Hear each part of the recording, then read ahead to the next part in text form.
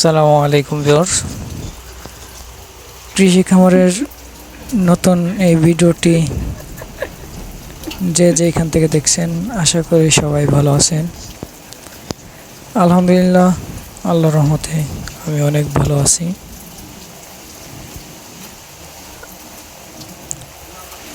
আমাদের এখানে প্রচুর বৃষ্টি হইতেছে, গেছে কাল রাত থেকে।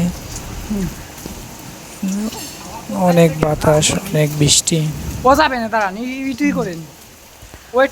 তো কবুতরের খাবারে অনেক প্রবলেম হইতেছে।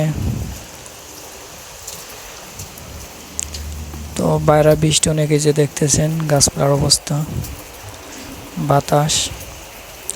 তো কবুতরগুলোর বাইরে বললাম যে ভাই কবুতরগুলো ধরে খুবই রেখে দেন, কারণ ঠান্ডা লেগে যেতে পারে। আর তেমনভাবে খাবার দেওয়া পড়তেছি না বৃষ্টির কারণে। এই নেট সাইডে নেট দেওয়া আছে, এই নেটের ভিতর দিয়ে বৃষ্টির হেঁচলা যাইতেছে আর কি, যে কারণে পুরো ফ্লোরটা ভিজে গেছে।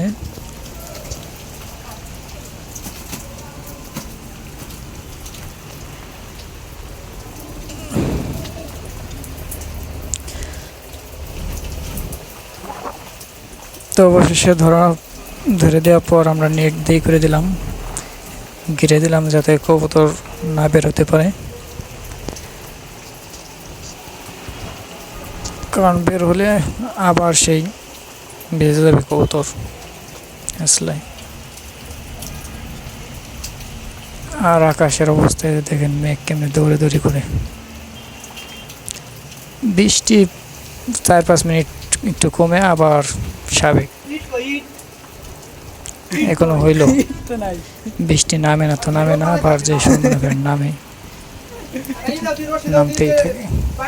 এক আল্লাহ পাকের ইচ্ছা, যে সময় যেটা সে হুকুম করবে সেটাই হবে। আর নিচের ফ্লোরটা দেখেন অবস্থা কি,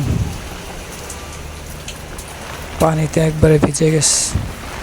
আর এইখান দিয়ে যে পানি পড়ে, এটা ঠিক করতে হবে আমাদের।